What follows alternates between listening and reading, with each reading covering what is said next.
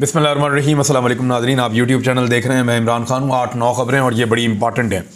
सबसे पहले तो मरीम नवाज़ वापस आ रही हैं। 29 जनवरी को ये अनाउंस किया है कैप्टन सफदर ने भी और बाकी लोगों ने भी। कैप्टन सफदर की भी लगभग कोई 60 साल के करीब उम्र है और वो अभी भी यूथ के सरबराह हैं नून लीग के। यानी मौजें जो आता है वो घर में ही आता है, घर से बाहर तो आता नहीं है। मरीम नवाज़ साहिबा अब पार्टी की सीनियर नायब सदर बन के तशरीफ़ ला रही है वापस बरतानिया से। एक बड़े मिशन के ऊपर उनके वालिद उनको भेज रहे हैं कि जाकर इलेक्शन जीता जाए। इस मरतबा इस्टेब्लिशमेंट नून लीग के साथ है और जब इस्टेब्लिशमेंट नून लीग के साथ होती है तो वो काफ़ी अच्छा गेम करते हैं, बहुत अच्छा खेलते हैं। लेकिन इस मरतबा पब्लिक का मूड भी मुख्तलिफ है। इस्टेब्लिशमेंट को अपनी भी पड़ी हुई है कि पब्लिक के सामने अपना इमेज कैसे बेहतर करना है।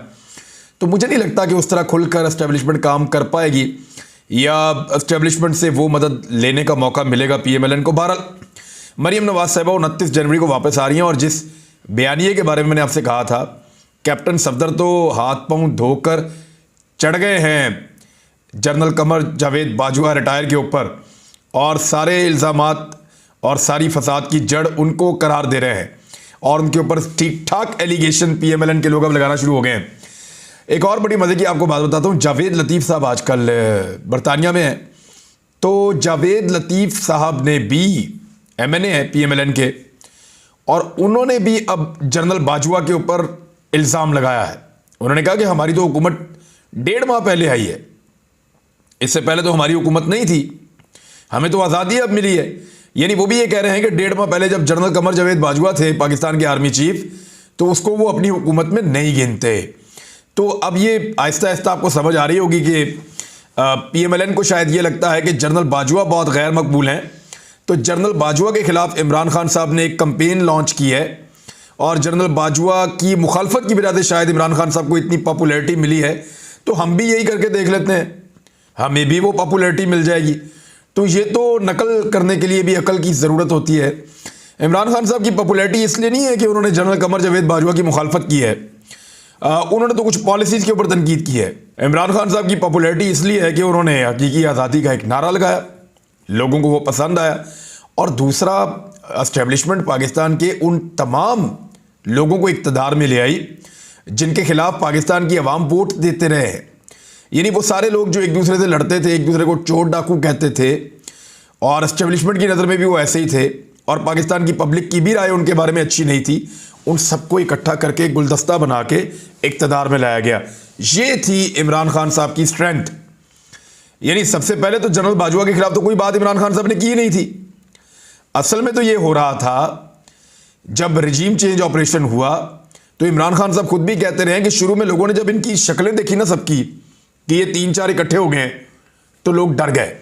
लोगों ने कहा इन्होंने अकेले अकेले इतनी तबाही फेरी है, अगर ये इकट्ठे होकर आ गए तो कितनी तबाही फेरेंगे। वैसे लोग कितने समझदार हैं, ये इकट्ठे होकर आए और वाकई इन्होंने बहुत तबाही फेरी, ऐसे हमने पहले कभी नहीं देखा था। भारत कैप्टन सफदर कह रहे हैं 29 जनवरी को मरीम नवाज शरीफ की बहादुर बेटी का जहाज़ लाहौर में लैंड करेगा और वो ये ऐलान करेंगी कि पाकिस्तान के खिलाफ साजिश कहाँ हुई।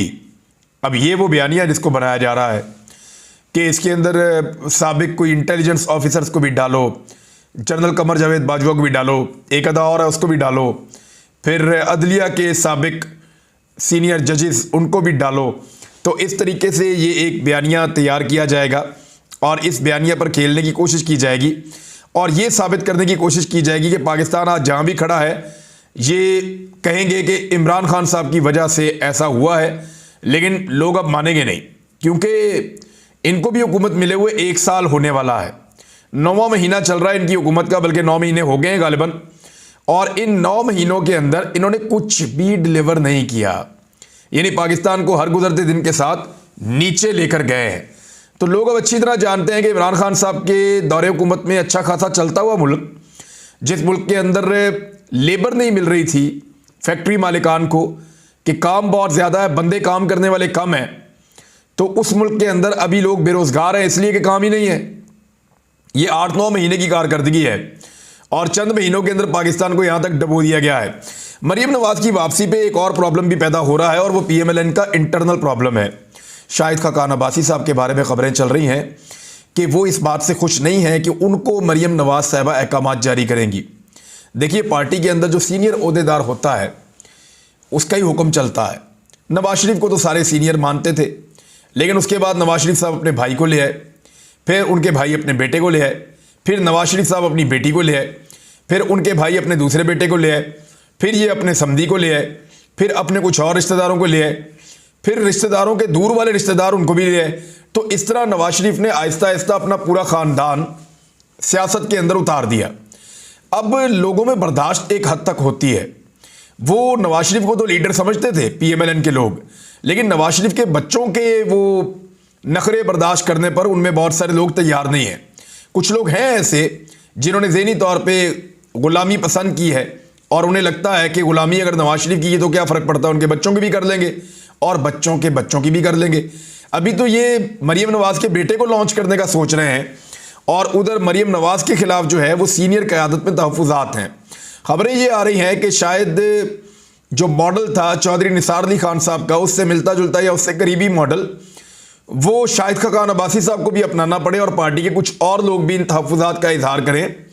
यानी ख्वाजा साद रफ़ीक ने एक ज़िंदगी दे दी इस पार्टी को, ओहदा मिल गया मरीम नवाज़ को।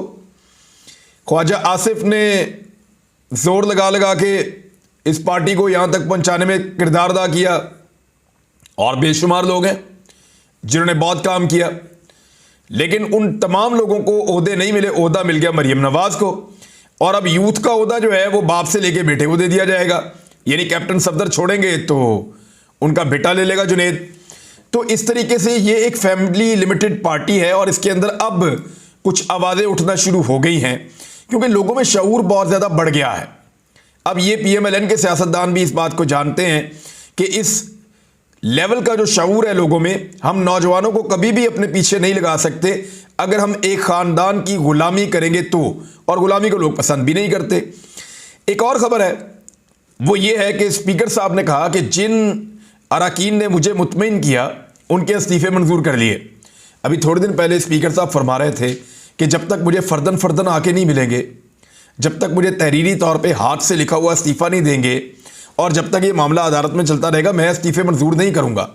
और अब उन्होंने कहा कि मैं मुतमईन हुआ, कुछ लोग जो वफ़द की सूरत में आए थे उनसे भी मैंने उनको मिला और मैंने कहा ठीक है इनको फ़ारिग करते हैं, और उसके अलावा उनसे भी जिनको मैंने TV पे या मीडिया पे देखा कि वो इस्तीफ़े की बात कर रहे हैं तो मैंने उनको भी फ़ारिग कर दिया है।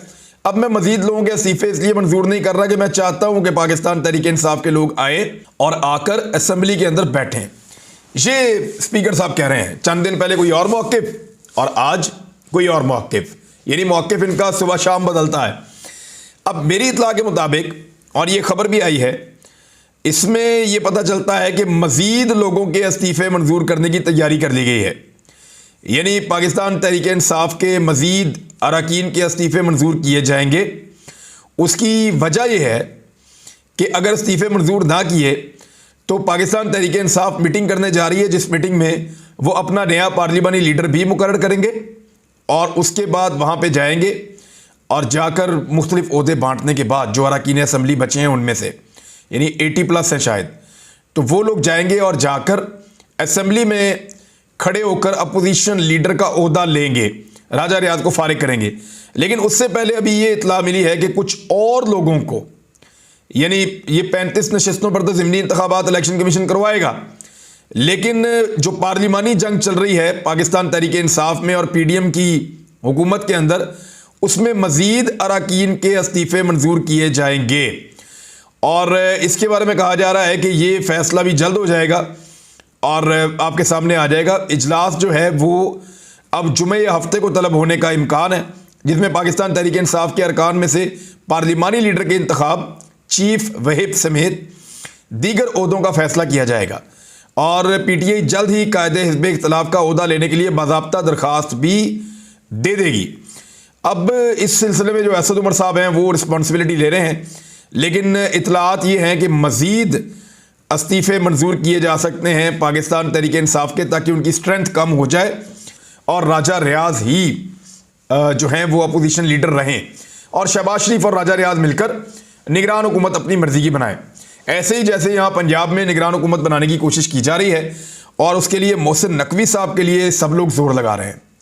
PDM की जमातें मोहसिन नकवी के लिए जोर लगा रही हैं, जरदारी साहब बहुत जोर लगा रहे हैं जबकि मोहसिन नकवी साहब को सियासतदानों के अलावा मुबैना तौर पे कहीं और से भी सपोर्ट हासिल है और मुबैना तौर पे उनको यकीन दहानी करवाई गई है कि आप वज़ीर आला पंजाब बन रहे हैं, आप तैयारी करें, क्योंकि इलेक्शन कमीशन ऑफ पाकिस्तान के पास जब ये मामला जाएगा तो वो मोहसिन नकवी को वज़ीर आला बनाएंगे। इसके बड़े वाज़े इम्कानात जो हैं वो बताए जा रहे हैं। मिशन बड़ा लंबा हो जाएगा क्योंकि इलेक्शन को अभी आगे बढ़ाना है और सही तारीख पर इलेक्शन नहीं होने देना, क्योंकि इसमें एक चीज़ है जिसकी निशानदेही इमरान खान साहब ने भी की है। इमरान खान साहब ने कहा कि मेरे पास अभी बहुत सारे कार्ड बाकी हैं और जब मैं अपना कार्ड खेलूंगा तो पीडीएम के होश उड़ जाएंगे। इमरान खान साहब ने कहा कि पंजाब असेंबली की तहलील पीडीएम के लिए एक ऐसा शॉट है जिसकी गूंज उन्हें सुनाई देती रहेगी। मेरे पास अभी बहुत सारे ऐसे कार्ड बाकी हैं, जब खेलूंगा तो उनके होश उड़ जाएंगे। इमरान खान साहब एक्चुअली सहाफ़ियों से बातचीत कर रहे थे। उन्होंने कहा कि गवर्नर पंजाब बलीगुर रहमान ने असेंबली तहलील करने के बाद जो समरी भेजी है उसमें इंतखाबात की तारीख नहीं लिखी। अच्छा, इंतखाबात की तारीख जो है गवर्नर नॉर्मली जो समरी भेजते हैं तहलील के बाद असेंबली की, उसमें इंतखाबात की तारीख दर्ज होती है, लेकिन उन्होंने इंतखाबात की तारीख दर्ज नहीं की, जो आइनी नुक्ता नज़र से गलत है, यानी आइन की खिलाफ वर्जी है। इमरान खान साहब ने कहा इस इकदाम को उन्होंने कहा कि अदालतों में चैलेंज करने का हमने फैसला किया है। अगर मुल्क में साफ शफाफ इंतखाबात ना हुए तो श्रीलंका जैसी सूरत पैदा हो सकती है। फिर इमरान खान साहब ने डार साहब के बारे में कहा कि उन्होंने बहुत तबाही फेरी है। इमरान खान साहब ने एक और बड़ी इंपॉर्टेंट बात की। उन्होंने कहा अगर मुझे नाअहल भी कर दिया गया तो भी लोग पाकिस्तान तहरीक इंसाफ के नज़रिए को वोट देंगे। देखिए, इमरान खान साहब बार बार ये क्यों कहते हैं कि मुझे नाअहल कर दिया गया? दो चीज़ें हैं जो इमरान खान साहब के खिलाफ हो सकती हैं। एक, उनको नाअहल करने की कोशिश हो सकती है, उनको नाअहल किया जाएगा। और इमरान खान साहब ने ये कुछ लोगों को बताया कि एक बहुत ताकतवर आदमी ने नवाज शरीफ साहब को गारंटी दी हुई है। एक बहुत ताकतवर आदमी ने नवाज शरीफ साहब को मुबैना तौर पे गारंटी दी हुई है कि इमरान खान साहब अगले इंतखाबात के लिए नाअहल होंगे। और इसी को नवाज शरीफ साहब जो है वो इसी बुनियाद के ऊपर नवाज शरीफ साहब ने अपनी पूरी उम्मीद बांधी हुई है। दूसरी जानिब इमरान खान साहब की जान को ख़तरा है। दूसरा प्रॉब्लम यह है, उन्होंने एक इंटरव्यू देते हुए गैर मुल्की सहाफ़ी को भी कहा है कि मैं ख़ुद को गैर महफूज समझता हूँ, लेकिन मुझे अपने लोगों के अंदर जाना होगा और मैं अपने लोगों में रहना चाहता हूँ। देखिए, इमरान खान साहब पाकिस्तान छोड़कर बाहर भागे नहीं। जितने लोग हैं ये पाकिस्तान छोड़कर भाग जाते हैं। मिसाल के तौर पे अभी इलाज करवाना हो तो शहबाज शरीफ का इलाज बैरून मुल्क, हमजा शहबाज इलाज बैरून मुल्क, उनके घर वाले सारे इलाज बैरून मुल्क, नवाज शरीफ 3 साल से इलाज हो रहा है या पता नहीं हो रहा बैरून मुल्क, मरियम नवाज सर्जरी इलाज बैरून मुल्क, जरदारी ख़ानदान इलाज सारा बैरून मुल्क। बिलावल तो पाकिस्तान के अंदर रहते ही नहीं, तो उनकी हर चीज़ ही पाकिस्तान से बाहर है। अगर आप माजी के डिक्टेटर्स को देखें या बड़े सियासतदानों को देखें तो वो भी अपना इलाज जो है वो बैरून मुल्क करवाते हैं। तो सारे तकरीबन एक जैसे ही हैं। अभी यूसुफ रज़ा गिलानी साहब ने अपना हर्निया का ऑपरेशन जो है वो बैरून मुल्क करवाया अमेरिका में। इमरान खान पाकिस्तान के वो वाहिद लीडर हैं जिन्होंने पहले उनको चोट लगी, बहुत बुरी तरह वो ज़ख्मी हुए, तब भी अपना पूरा इलाज पाकिस्तान में करवाया लाहौर में, और इस मरतबा उनको गोलियां लगी। इसके बावजूद दुनिया के बहुत सारे मुल्कों से भी उनको रब्ता किया गया। डॉक्टर ने भी कहा कि आप बेहतर ट्रीटमेंट के लिए बाहर जा सकते हैं, लेकिन इमरान खान साहब ने कहा नहीं। उन्होंने अपना इलाज पाकिस्तान में लाहौर में ही करवाया और उसके बाद फिर दोबारा वो यहीं पे काम कर रहे हैं। तो ये वाहिद आदमी है जो अपना इलाज पाकिस्तान में करवाता है, पाकिस्तान से बाहर जाता नहीं है। तो ये चीज़ें लोगों में मैटर करती हैं।